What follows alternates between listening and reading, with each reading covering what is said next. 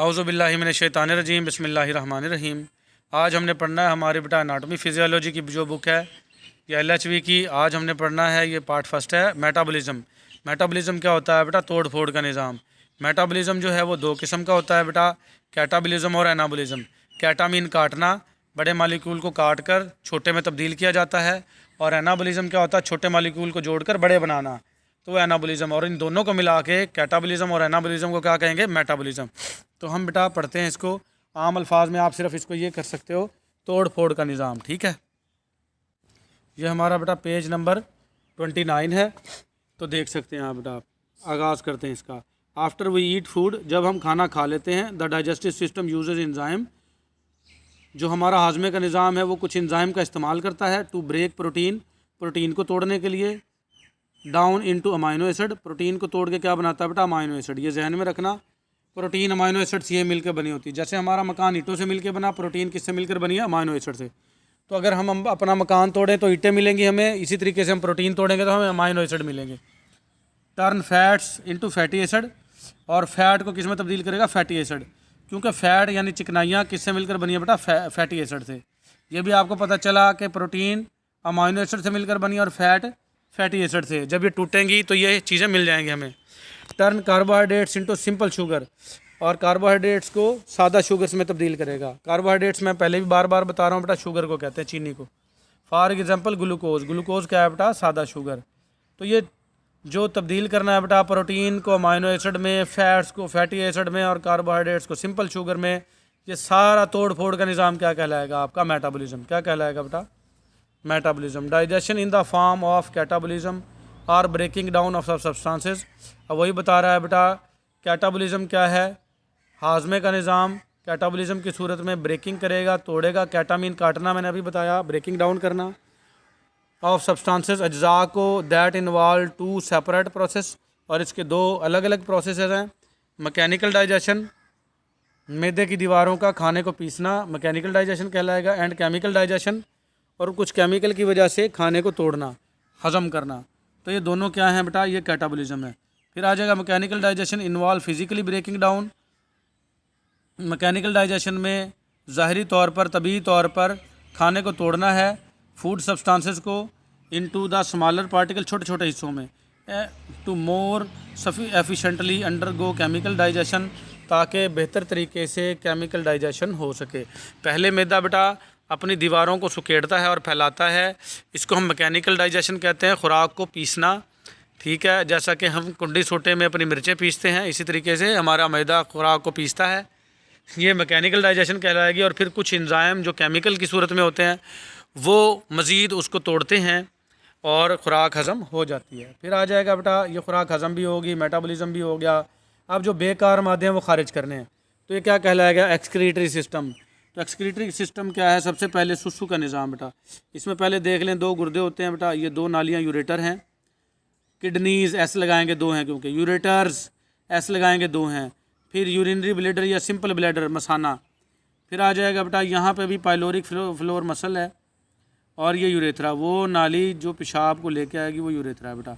इधर देख लें, ये इधर बना हुआ है।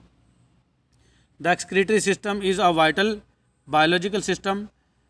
एक्सक्रीटरी सिस्टम जानदारों के लिए, जहाँ बायो का नाम आ गया, जानदार की बात हो रही है बेटा।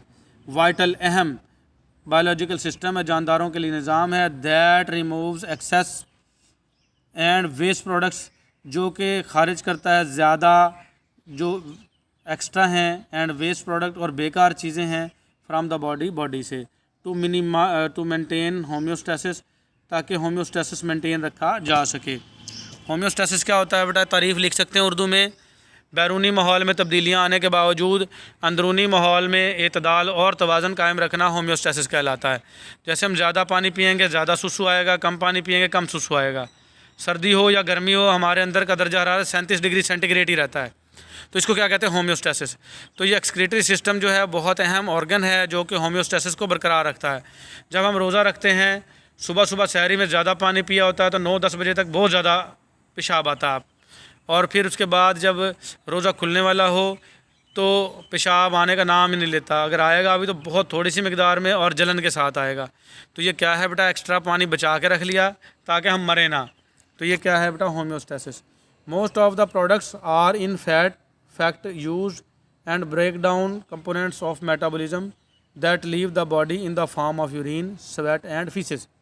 बहुत प्यारी बात की है। कहता बहुत सारे प्रोडक्ट हैं दर हकीकत, इनफैक्ट दर हकीकत यूज्ड इस्तेमाल हो चुके हैं एंड ब्रोकन डाउन और टूट फूट का शिकार हो चुके हैं। उसके कंपोनेंट्स हैं किसके? मेटाबॉलिज्म के। मेटाबॉलिज्म ने जो तोड़ फोड़ की है बेटा, उसके जो बेकार मादे बने मेटाबॉलिज्म की सूरत में, दैट लीव द बॉडी, जिन्होंने बॉडी को अब छोड़ना ही छोड़ना है। और वो किस फॉर्म में छोड़ेंगे? यूरिन, पेशाब की फॉर्म में, स्वेट, पसीने की फॉर्म में, एंड फीसेस, और पखाने की फॉर्म में बॉडी को छोड़ेंगे ये। तो ये बेटा आपका एक्सक्रीटरी सिस्टम बना हुआ है। फिर आ जाएगा ऑर्गन्स ऑफ यूरिनरी सिस्टम। आपके पेशाब बनाने के जो सिस्टम है उसके ऑर्गन्स कौन कौन से हैं बेटा? The urinary system is one of the excretory system of the body. Urinary system भी एक्सक्रीटरी सिस्टम में से एक सिस्टम है। ये 3 सिस्टम आपने बेटा ऊपर पढ़े हैं। स्किन, जिल्द, पसीने के ज़रिए भी बेकार मादे खारिज करती है। ये भी मैं आज आपको बता दूँ, जो पेशाब में केमिकल की कंपोजिशन होती है वही पसीने की होती है। ये देख लो भी, पेशाब में जो चीज़ें बाहर निकल रही हैं वही सेम टू सेम पसीने में निकल रही हैं। The urinary system is one of the excretory system of the body. Urinary system भी खारिज करने के निज़ामों में से एक निज़ाम है बॉडी का। It includes the kidneys. इसमें किडनीज़ होते हैं, 2 हैं इसलिए एस लगाया बेटा। यूरेटर्स 2 हैं इसलिए एस लगाया। ब्लेडर, मसाना, एंड यूरेथ्रा, वो नाली जो पेशाब को बाहर निकालेगी वो यूरेथ्रा है। स्ट्रक्चर क्या है, बनावट क्या है बेटा इसकी? द किडनीज़, गुर्दे आगे। द किडनीज़ आर 2, गुर्दे 2 हैं, बीन शेप्ड, लोबिया की शक्ल के हैं। ऑर्गन्स हैं situated in the posterior part of the abdomen. P से पोस्टीरियर, पी से पिछला। एब्डोमिन कहते हैं पेट, पेट के पिछले पार्ट में ये मौजूद हैं। 1 on each side of vertebral column, दोनों में से एक जो रीढ़ की हड्डी का कॉलम है उसके एक राइट साइड पे और एक लेफ्ट साइड पे। ईच साइड का मतलब यही है बेटा। They lie at the level of 12th thoracic and 3rd lumbar vertebrae. ये जिसने पढ़े हैं बेटा, पिछले लेक्चरों में पढ़ के आए हैं वो देख लें। ये आपकी जो हड्डी के मोहरे हैं रीढ़ की हड्डी के, इनको मुख्तलिफ रीजन्स, 5 रीजन्स में तकसीम किया जाता है। पहले 7 जो गर्दन वाले हैं वो सर्वाइकल वर्टिब्री कहलाते हैं बेटा। फिर पसलियों के पीछे वाले 12 थोरेसिक वर्टिब्री कहलाते हैं। उसके बाद पेट के पीछे वाले लंबर वर्टिब्री कहलाते हैं। तो ये 12वां थोरेसिक यानी पसलियों वाले 12वें वर्टिब्री से लेके और लंबर पेट वाले 3रे वर्टिब्री तक ये गुर्दे जाते हैं। ठीक हो गया। ये मैं आपको दिखा देता हूँ। ये देखें बेटा, जो रीढ़ की हड्डी का कॉलम है, ये ऊपर वाली जो येलो दिखा रखी हैं ये सर्वाइकल रीजन है, ये 7 हैं। फिर ये थोरेसिक वर्टिब्री है, ये तकरीबन ब्लू वाली ये 12 हैं। और ये लंबर वर्टिब्री, ये ग्रीन वाली, ये 5 हैं। सैक्रम भी जुड़ी हुई 5 हैं और कॉक्सिक्स जुड़ी हुई 4 हैं। ठीक हो गया बेटा। ये सैक्रम, ये देखें लिखा हुआ भी है इसमें, सी से सर्वाइकल वर्टिब्री बेटा। ये 7-8 तक लिखा हुआ है उन्होंने। थोरेसिक वर्टिब्री 12 हैं ये, और lumbar vertebrae L1, L2, L3, L4 और L5 है। तो ये जो आपके किडनीज़ हैं ये थोरेसिक, ये 12T थोरेसिक से लेके और नंबर 3 तक, ये तकरीबन यहाँ पे वाक़ हैं आपके गुर्दे। ठीक हो गया बेटा।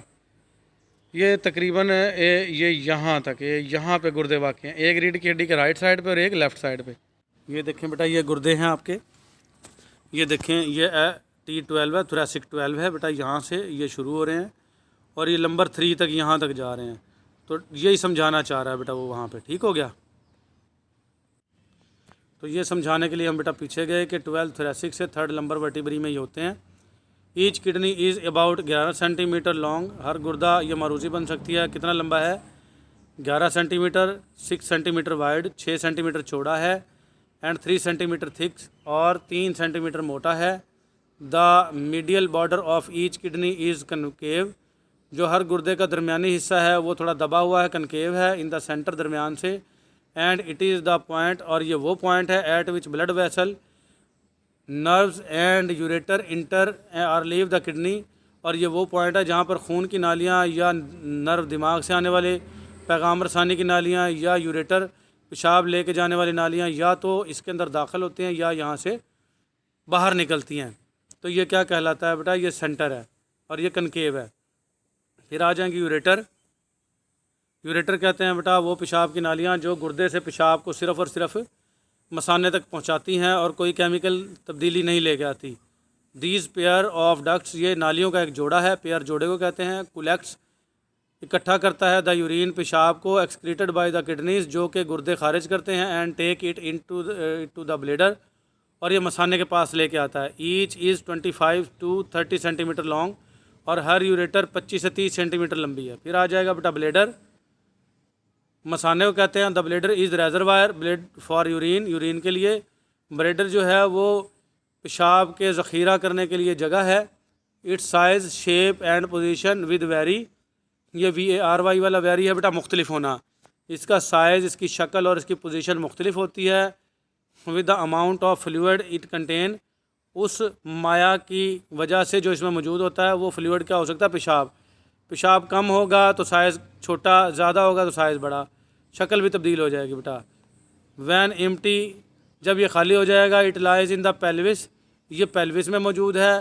बिहाइंड द सिम्फोसिस प्यूबिस, सिम्फोसिस प्यूबिस के पीछे, जहाँ पर मर्द के या औरत के बाल होते हैं पेशाब की जगह, उसको, उस जगह को सिम्फोसिस प्यूबिस कहते हैं। तो ये इसके पीछे होता है मसाना।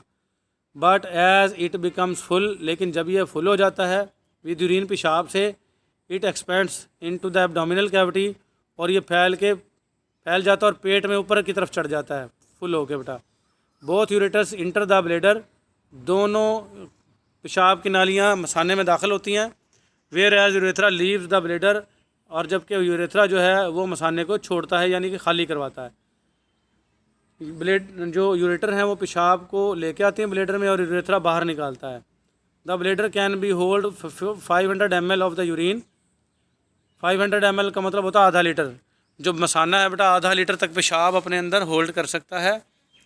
Through this would cause pain, और इसके ज़रिए इसको दर्द भी होगी। इतना पेशाब अगर ये स्टोर कर लेगा तो। The desire to empty the bladder is felt, फिर ख्वाहिश आपको पैदा होगी, नेचुरल कॉल आएगी, दिल करेगा कि आप इसको ब्लेडर को खाली करें, एम्प्टी करें। When the organ contains 250 to 300 ml of the urine, ये ml लिखना चाहिए। जब इसमें 250 से 300 ml हो जाएगा यूरिन, तो फिर ख्वाहिश होगी कि पेशाब करें जाके और इसको खाली कराएं। तो ज़्यादा से ज़्यादा अगर होल्ड करें भी तो ये 500 ml तक कर सकता है, वरना 250 से 300 ml पे ही पेशाब की हाजत हो जाती है बेटा। फिर आ जाएगा यूरेथ्रा, वो नाली जो पेशाब को मसाने से बाहर निकालेगी, खाली करेगी। इट इज़ अ कैनाल, ये वो नाली है थ्रू विच, इसके ज़रिए यूरिन पासेस, पेशाब गुजरेगा फ्राम द ब्लेडर, मसाने से, टू एक्सटीरियर, बाहर की तरफ जाएगा। It is different in two sexes, ये दोनों सेक्सेस में मुख्तलिफ है बेटा, मेल में और फीमेल में। In female it is short about 2.5 inches, ये इतना छोटा होता है कि 2.5 इंचज़ का होता है इन लेंथ, लंबाई में। वाइल द मेल, जबकि मर्दों में इट इज़ 8 इंचज़ लॉन्ग, ये तकरीबन 8 इंच का होता है। तो आज के लिए बेटा हमारा इतना ही। फंक्शन ऑफ किडनी, गुर्दों का काम क्या है, वो हम पढ़ेंगे अगले लेक्चर में। आज के लिए इतना ही, मिलेंगे अगले लेक्चर में। अल्लाह हाफिज़।